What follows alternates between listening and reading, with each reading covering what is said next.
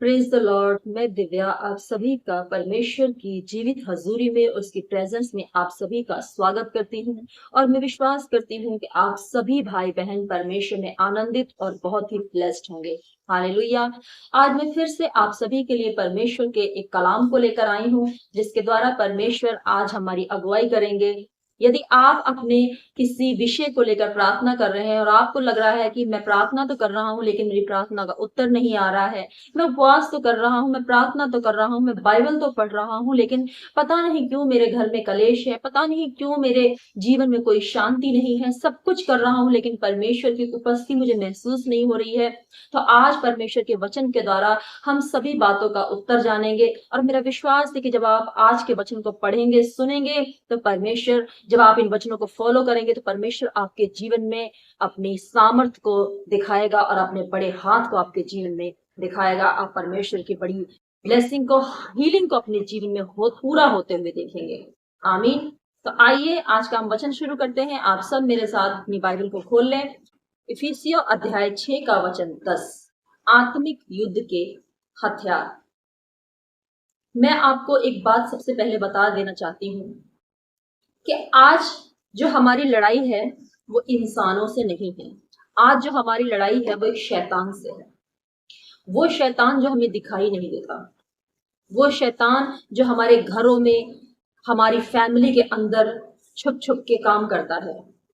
हमें ऐसा लगता है कि ये इंसान बुरा है, हमारी सास बुरी है, हमारा पति बुरा है, हमारे बच्चे बुरे हैं, हमारी पत्नी बुरी है। लेकिन वो जो शैतान है वो एक रहस्यमय तरीके से आता है। वो जो शैतान है वो एक नई नई योजनाओं को लेकर आता है, आपको पता भी नहीं चलता है, और वो एक मीठा मीठा जहर आपके जीवन में घोलता चला जाता है, घोलता चला जाता है।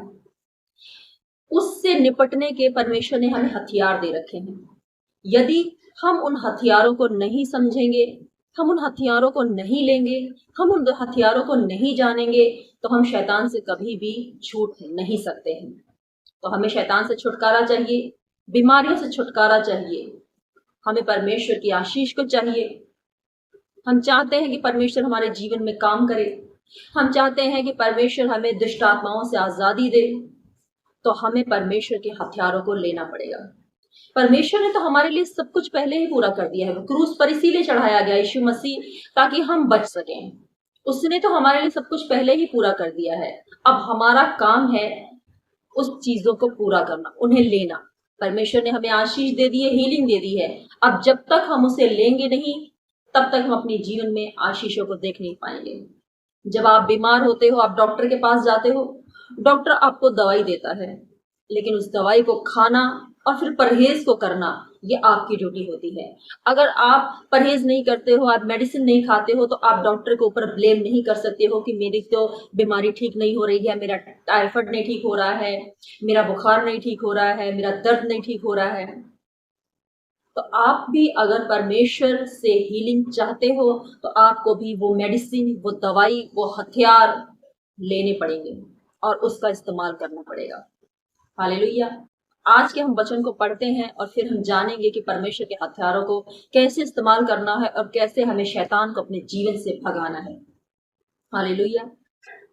आज का हमारा बाइबल जो वचन है वो लिया गया है इफिसियों अध्याय 6 का 10 से लेकर वचन 19 तक। तो आइए हम इस वचन को पढ़ते हैं। इसीलिए प्रभु में और उसकी शक्ति के प्रभाव में बलवंत बनो।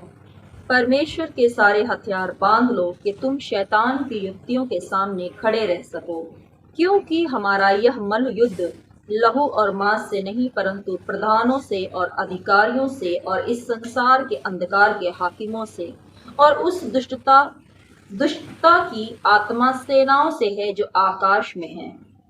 इसीलिए परमेश्वर के सारे हथियार बांध लो कि तुम बुरे दिन में सामना कर सको और सब कुछ पूरा करके स्थिर रह सको।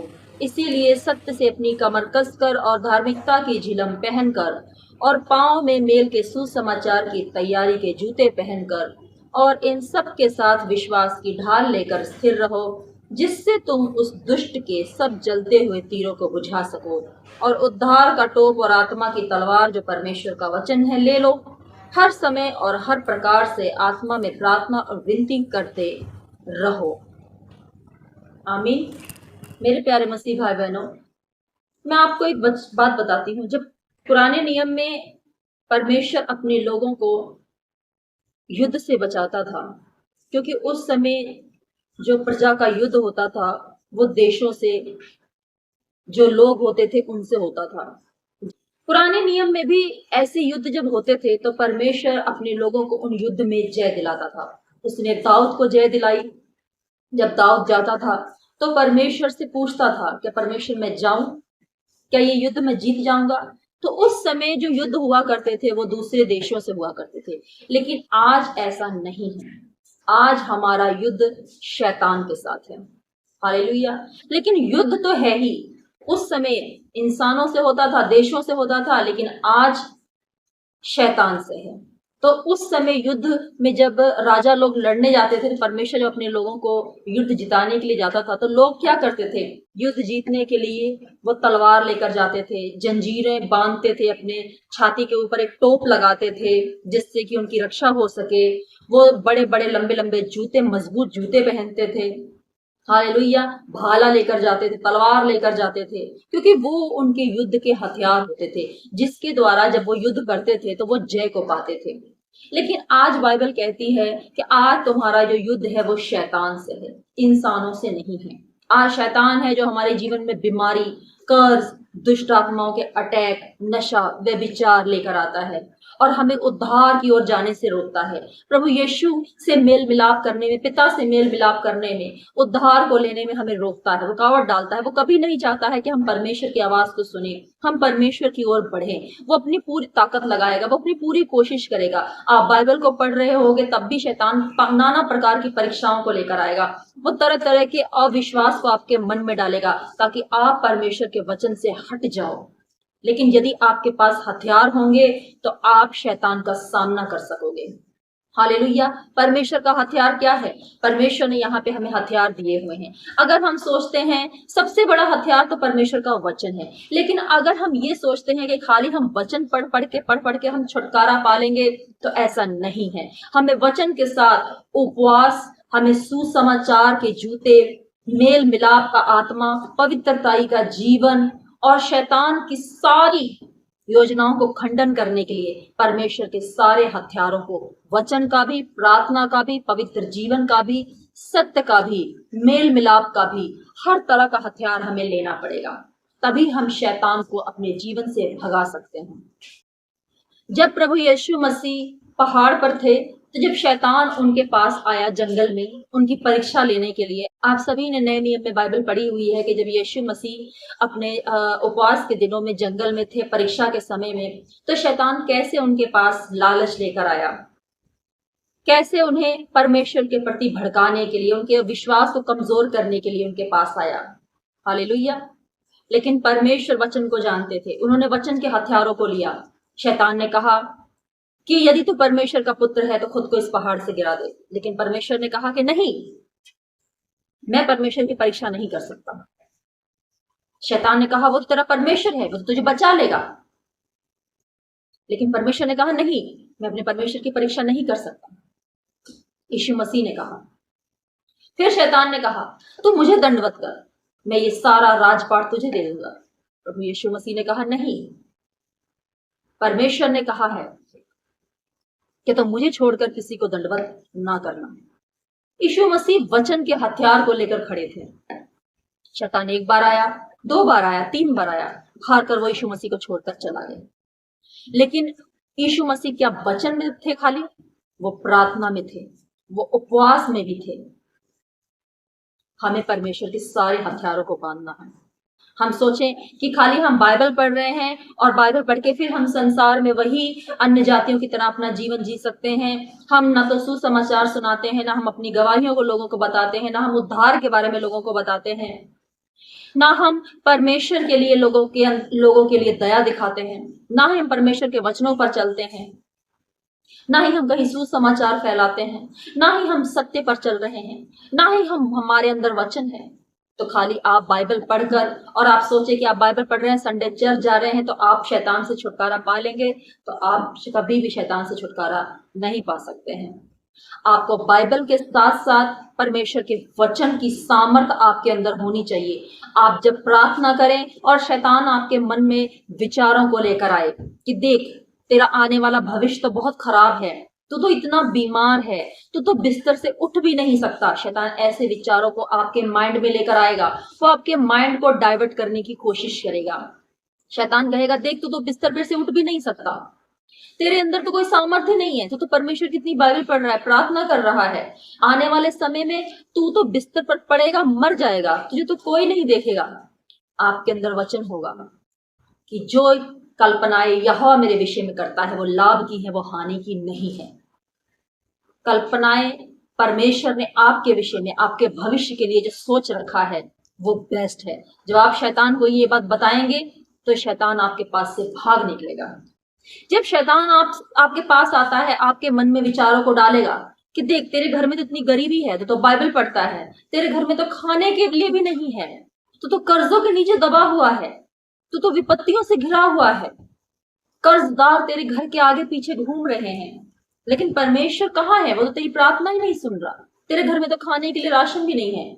आपके अंदर जब वचन होगा, आप परमेश्वर से के वचन को लेंगे और शैतान का सामना करेंगे कि जवान सिंहों को तो घटी होती है, परंतु यहोवा के खोजियों को किसी भली वस्तु की घटी नहीं होती। शैतान, मैं तुझे आउट करती हूँ, परमेश्वर मेरा चरवाहा है, यहोवा मेरा चरवाहा है, मुझे किसी भली वस्तु की घटी नहीं होगी। जब आपके अंदर वचन होगा, सामर्थ होगी, हथियार होगा, शैतान जान जाएगा कि इसके अंदर वचन है, ये वचन में मजबूत है, परिपक्व है, शैतान आपके जीवन से आपको छोड़कर चला जाएगा। हालेलुया। जब आप सुसमाचार का हथियार, उस सुसमाचार के जूते, बाइबल बताती है, और पांवों में मेल और सुसमाचार की तैयारी के जूते पहन लो, ये भी आपका एक हथियार है। जब आप सुसमाचार को सुनाते हैं, परमेश्वर के वचनों को जाकर लोगों में बांटते हैं, सुनाते हैं, तो आप बाकी विश्वासियों से कहीं ज्यादा अपने जीवन में आशीषों को पूरा होते हुए देखेंगे। आपके ही भाई बहन जो आपके साथ कलीसिया में जाते हैं, चर्च में जाते हैं, आपको दिखेगा, आपको अपनी टेस्टमनी दिखाई देगी कि वो इतने ब्लेस नहीं है, लेकिन आप उनसे कहीं ज्यादा ब्लेस हैं, क्योंकि आपने सुसमाचार के जूते अपने पांव में पहने हैं। जूते ही परमेश्वर ने क्यों कहा? क्योंकि आप सुसमाचार लेकर लोगों के घर में जाते हैं। जब आपके पांव दूसरों के घर में चलकर जाते हैं, सुसमाचार के जूते पहनकर जब आप चलकर लोगों के घर में जाते हैं, उन्हें वचन बताते हैं, उनके लिए प्रार्थना करते हैं, विनती करते हैं, तो शैतान की ताकत कमजोर पड़ जाती है और परमेश्वर आपको ऊंचा करता है। हालेलुया। आपको ये दिखाना है आप किसकी ओर हो, आप परमेश्वर की ओर हो या आप शैतान की ओर हो। आप यीशु मसीह को अपना उद्धारकर्ता मान चुके हो, आप यीशु मसीह के बेटे और बेटियां हो, तो आपको वही काम करना है जो आप अपने पिता को करते हुए देखते हो। यीशु मसीह ने कहा, मैं वही करता हूं जो मैं अपने पिता को करते देखता हूं, वो मैं वही बोलता हूं जो मैं अपने पिता को सुनता हूं। और आज यीशु मसीह सारी परीक्षाओं से बाहर निकलकर वो लहू का प्याला, वो क्रूस का प्याला पीकर कलवरी पहाड़ी पर आज वो पिता के दाहिने जाकर रखे हैं।